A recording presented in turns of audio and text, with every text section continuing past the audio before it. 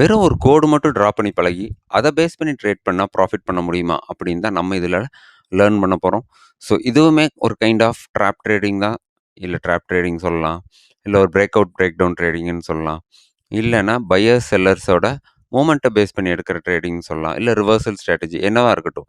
நம்ம பார்த்துட்டு இருக்கிறது எல்லாமே எப்படி மார்க்கெட் எஸ்எல் ஹண்ட் பண்ணுது. ஸோ அதிலிருந்து நம்ம எப்படி ஹண்ட் பண்ணாம தப்பிச்சு, அதோட டைரக்ஷன்ல நம்ம ட்ரேட் பண்றோம் அப்படின்றது தான் நம்ம ரொம்ப நாளா பிராக்டிஸ் பண்ணிட்டு இருக்கிற ஒரு சிம்பிளான மெத்தட்.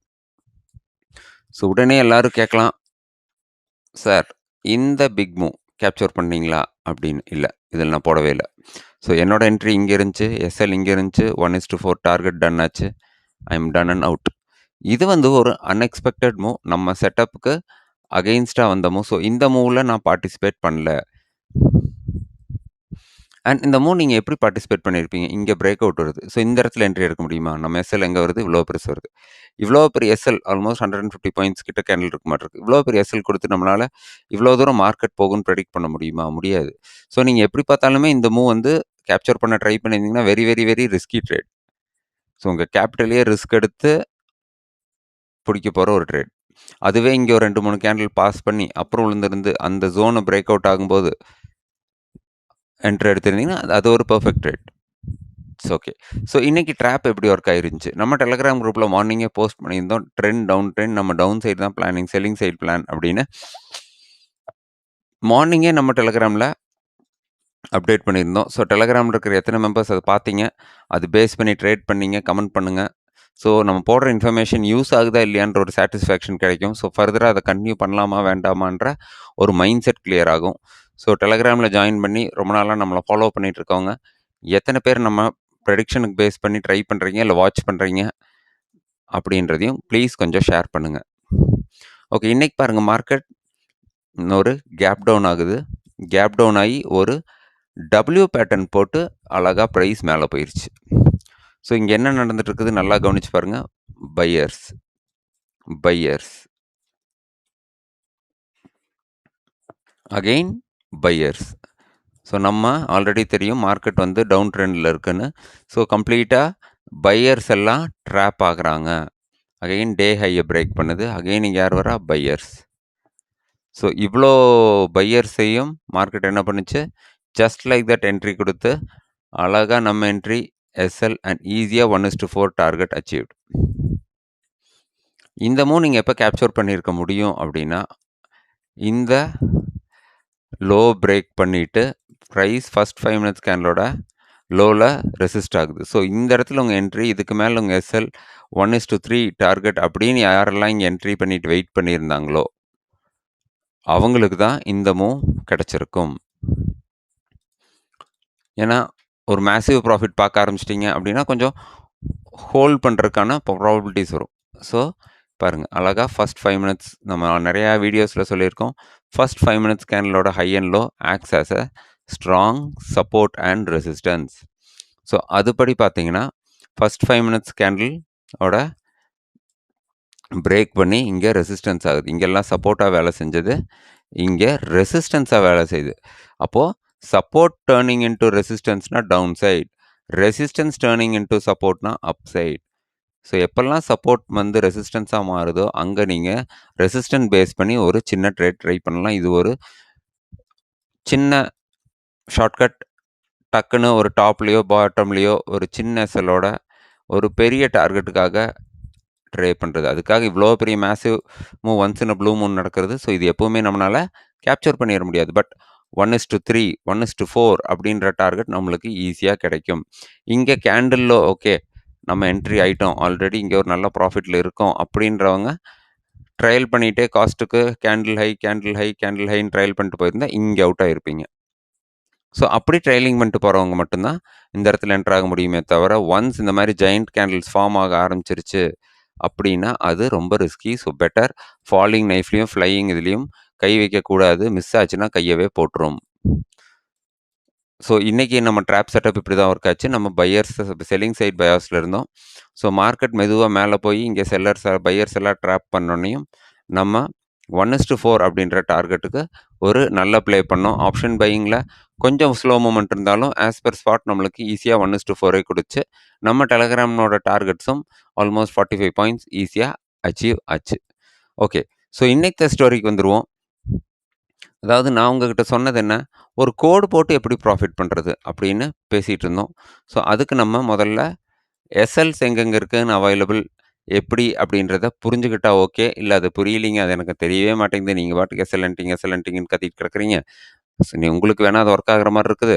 பட் நான் என்ன பண்ணிடுறேன், இன்னைக்கு செல்லிங் சைடு வியூ அப்படின்றீங்களா, ஃபஸ்ட் இந்த கேண்டலுக்கு போடுறேன், எஸ்எல் ஹிட் ஆகுது, மறுபடியும் இந்த கேண்டலுக்கு போடுறேன், எஸ்எல் ஹிட் ஆகுது, மறுபடியும் இந்த கேண்டலுக்கு போடுறேன், எஸ்எல் ஹிட் ஆகுது. இந்த மாதிரி 3 டைம் எஸ்எல் ஹிட் ஆனதுக்கப்புறம் 4வது டைம் இங்கே போட மனசு வரல, அதனால் நான் போடல, எனக்கு இன்னைக்கு லாஸ் அப்படின்னு நம்ம நிறைய பேர் சொல்லியிருக்கோம். ஏன் நானுமே அப்படியெல்லாம் போட்டிருக்கேன். ஏன்னா நேற்று 500 லெவல், ஸோ 500 லெவல் டெஸ்ட் பண்ணி பிரேக் ஆகுது, அப்போ இங்கே நம்ம என்ட்ரி அப்படின்னு இங்கே நம்ம என்ட்ரி எடுத்தோம். பார்த்தீங்கன்னா ஒரு 4-5 பாயிண்ட் கொடுத்துட்டு திரும்ப எஸ்எல் போயிடுச்சு. ஸோ நெக்ஸ்ட்டு இந்த இடத்துல என்ட்ரி போட்டோம், 1:1 தான் கிடச்சிது. அப்புறம் காஸ்ட்டுக்கு வெளியே வந்துட்டோம். அதுக்கப்புறம் தான் இந்த ஜெயண்ட்மோ வந்துருந்துச்சு.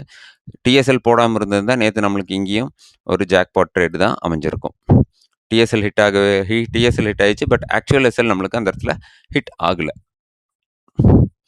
ஸோ இப்போ நம்ம சிம்பிளாக பார்த்துக்கலாம், மார்க்கெட் எந்த டைரக்ஷனில் ஃபஸ்ட்டு போயிட்டுருக்குது அப்படின்னு தெளிவாக புரிஞ்சுக்கணும். ஸோ இங்கே மார்க்கெட் என்ன பண்ணுது, low higher low higher low, மேலே போயிட்டுருக்கு. இங்கே ஹையர் ஹை. ஸோ இது வரைக்கும் தான் நீங்கள் மார்க்கெட்டை பார்த்துருக்கீங்க அப்படின்னா மேலே போயிட்டுருக்குது, கரெக்டுங்களா? அப்போ நம்ம என்ன பண்ணிக்கிறோம், ஒரு சின்ன ட்ரெண்ட் லைன் வரைகிறோம். மார்க்கெட் எந்த பக்கம் போகுது அப்படின்றத ஒரு ட்ரெண்ட் லைனாக வரைக்கிறோம். இன்னைக்கு சார்ட்லேருந்து வரைஞ்சாலும் ஓகே, இல்லை நேற்றுலேருந்தே உங்களுக்கு சப்போர்ட் கிடைக்குதுனாலும் ஓகே. இப்போ ட்ரெண்ட் லைன் வரைஞ்சிட்டோம். இந்த ட்ரெண்ட் லைனை எதுக்குன்னா இங்கே பையர், இங்கே ஆல்ரெடி பையர், இங்கே பையர், இங்கேயும் buyer. So again and again இங்கே எல்லாம் பையர்ஸ் ஆக்டிவேட் ஆகிட்டே வராங்க. செல்லர்ஸ் ஓகே மார்க்கெட் மேலே தான் போயிட்டுருக்கு அப்படின்னு பேனிக் ஆகி எக்ஸிட் ஆக ஆரம்பிச்சிட்டாங்க. ஸோ நம்ம என்ன பண்ணுறோம், நம்ம என்ட்ரி இங்கே இருந்ததுக்கு பதிலாக கொஞ்சம் சேஃபராக வேணும் உங்கள் என்ட்ரி. நம்ம யூஸ்வலாக கேண்டில் ஹை எஸ்எல் வச்சு அங்கே என்ட்ரி எடுப்போம். கொஞ்சம் சேஃபராக வேணும் நம்மளுக்கு என்ட்ரின்னு நினைக்கிறவங்க இந்த மாதிரி ஒரு ட்ரெண்ட் லைன் ட்ரா பண்ணிக்கோங்க. அந்த trend line minimum 2 times test ஆகிருக்கணும். மேக்ஸிமம் எவ்வளோ வேணா இருக்கலாம், பட் மினிமம் 2 டைம்ஸ் அந்த இண்டிகேட்டர் டெஸ்ட் ஆகிருக்கணும். ஸோ இது ஒரு டைம், இது 2 டைம்னு வச்சுக்கலாம், இல்லை இது ஒரு டைம், இது 2 டைம்னு வச்சுக்கலாம். But as per this chart நேற்றுலேருந்தே நம்ம ட்ரெண்ட் லைன் சப்போர்ட்டில் இருக்கிறனால இது ஃபஸ்ட் டைம், இது செகண்ட் டைம், இது தேர்ட் டைம். ஸோ 2 டைமுக்கு மேலே இந்த செட்டப் வேலிட் ஆகிடுது. ஃபஸ்ட் டைமே ட்ரெண்ட் லைன் போட்டு ஃபெயிலியர் ஆகாதீங்க. ஸோ ஒரே இடத்த மார்க்கெட்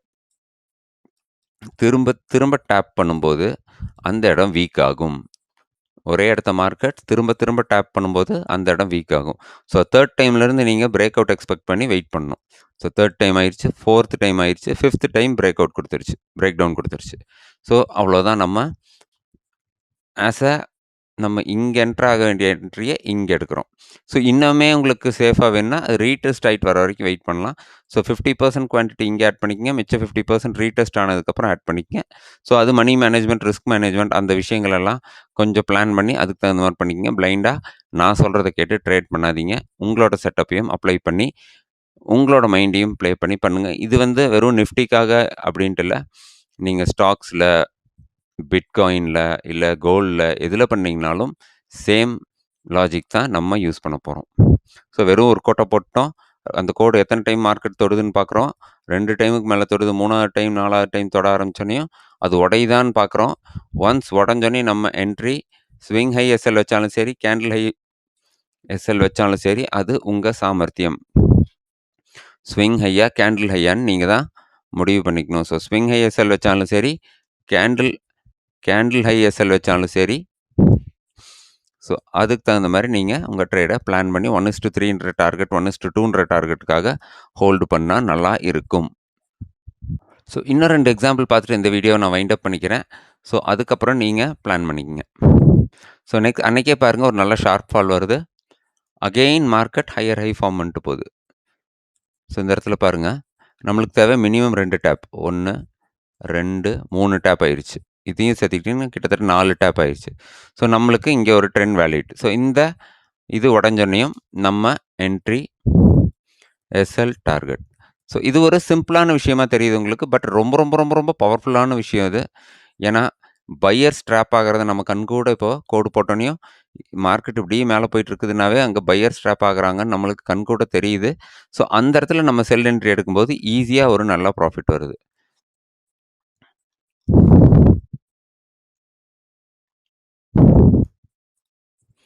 ஸோ இங்க பாருங்க. அகைன் நல்ல மார்க்கெட் ஸ்மூத்தா, அழகா மேல போயிட்டுருக்கு. First time, second time, third time 3 time tap ஆயிருச்சு. ஸோ 4த் டைம் பிரேக் ஆகுது. அந்த கேண்டில் லோக்கு கீழ தான் என்ட்ரி. பிரேக் ஆனோனே என்ட்ரி இல்ல. கேண்டில் லோ ஆகணும். லோ ஆனது பிரேக் ஆகப்படணும். ஸோ கேண்டில் லோ பிரேக் ஆகல. ஸோ இங்க உங்க என்ட்ரி வருது. இந்த கோட்டுக்கு மேல உங்க எஸ்எல் வருது. அகைன் 1:2 கிடைக்குது பாருங்க. ஸோ இப்படி நீங்க வெயிட் பண்ணி, உங்களுக்குன்னு ஒரு செட்டப் கிரியேட் பண்ணி, அதில ட்ரேட் பண்ணும்போது, உங்களுக்கு ஒரு நல்ல நல்ல ப்ராஃபிட்ஸ் ஈஸியா பார்க்க முடியும். ஸோ இப்போ உங்களுக்கு செட்டப் கிளியரா புரிஞ்சிருக்கும். இதே நல்லா பேக் டெஸ்ட் பண்ணி பாருங்க. நம்ம எந்த பக்கம் ட்ராப் ஆகுறோமோ, அந்த பக்கத்துக்கு அகைன்ஸ்டா தான் நம்ம ட்ரேட் எடுக்க போறோம். இங்கேயும் நம்மளுக்கு ஃபர்ஸ்ட்டு இங்க நம்மளுக்கு பை சைட்ல 2 டைம் டேப் ஆகுது. 3வது டைம் பிரேக் ஆகுது. என்ட்ரி எடுத்திருந்தீங்கன்னா, 350க்கு என்ட்ரி 20 பாயிண்ட்ஸ் போயிருக்குது. எஸ்எல் அகைன் 1:2 இந்த இடத்துல கிடைக்குது. அதுவே அந்த என்ட்ரி எடுக்காம, நம்ம முதல்ல எந்த டைரக்ஷன்ல ப்ளே பண்றோம்னு முடிவு பண்ணி, அந்த டைரக்ஷன்ல மட்டும் தான் என்ட்ரி எடுக்கணும். இன்னைக்கு பையர்ஸ் மார்க்கெட்டா? செல்லர்ஸ் மார்க்கெட்டா? எந்த பக்கம் எஸ்எல் இருக்கு அப்படின்னு பார்க்கணும். ஸோ அதுபடி பார்த்தீங்கன்னா, இங்க எங்கேயாவது எஸ்எல் இருக்கா?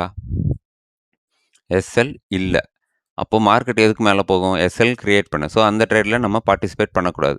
ஸோ ஆஸ் பெர் ரூல் நம்ம எஸ்எல்ல நோக்கி தான் ட்ரேட் பண்றோம். ஸோ நம்ம என்ட்ரி ஏன்னா 1 கிட்டத்தட்ட 2, 3 டைம் டேப் ஆயிருச்சு. 4வது டைம் பிரேக் ஆகுது. Entry SL target. ஸோ இது எவ்வளோக்கு எவ்வளோ அதிகமா டேப் ஆகுதோ, அவ்வளோக்கு அவ்வளோ நல்லது.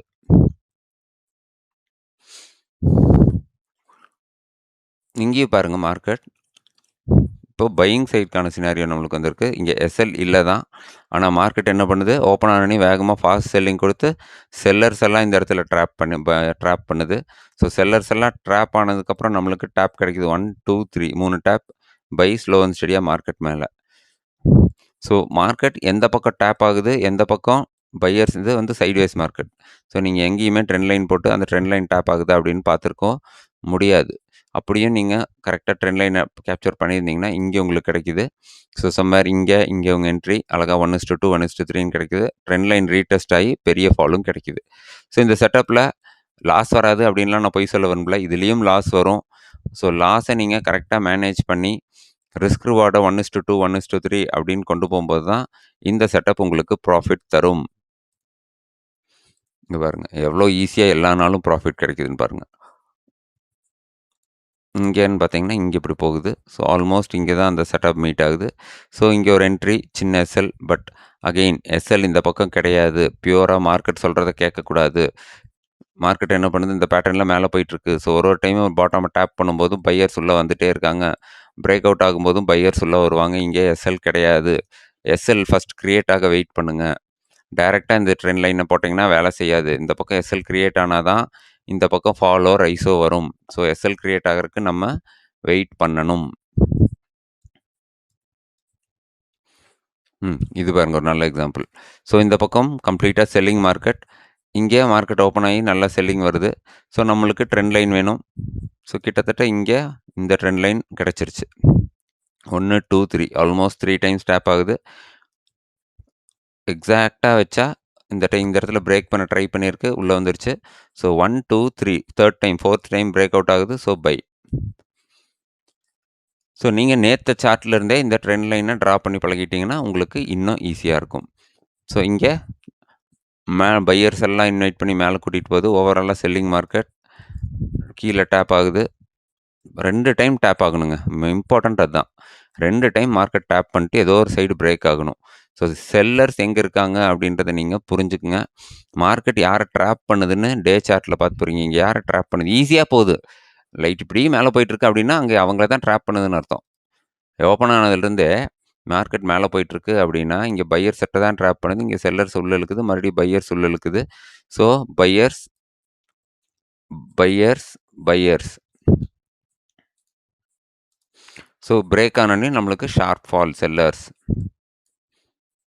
ஸோ நீங்களும் இதே மாரி முடிஞ்ச அளவுக்கு பேக் டெஸ்ட் பண்ணுங்க.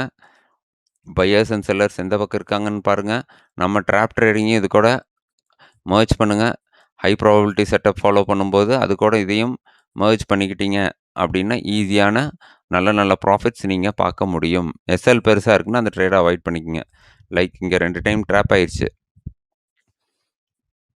பெரிய எஸ்எல் வேண்டான்னு விட்டுருங்க. பெரிய எஸ்எல்னா ரிஸ்க் எடுக்கக்கூடாது. நம்ம ஆல்ரெடி ஓப்பனிங்கில் சொன்ன மாதிரி இங்கே மல்டிபிள் டைம்ஸ் ஜோனுக்கு போகுது, டேப் ஆகுது. ஸோ ஸ்லோவாக ஒரு ஸ்கேல்பிங் தான் கிடச்சிருக்குது. ஏன்னா இங்கே ஆல்ரெடி மார்க்கெட் செல்லிங் சைடில் தான் இருக்குதுன்றனால மார்க்கெட் அதோட ட்ரெண்டை கண்டினியூ ஆகிற மாதிரி காமிச்சு நம்மளை ஏமாற்றி போட்டு மேலே ஏறி பிடிச்சி. ஸோ பையிங் சைடு மார்க்கெட்னா செல்லிங் சைடு டேப் கிடைக்கும், செல்லிங் சைடு மார்க்கெட்னா பையிங் சைடு கிடைக்கும். பையிங் சைடு மார்க்கெட்லேயே பையிங்க்கோ செல்லிங் சைடு மார்க்கெட்லேயே செல்லிங்க்கோ கிடச்சிதுன்னா ரிஸ்கி.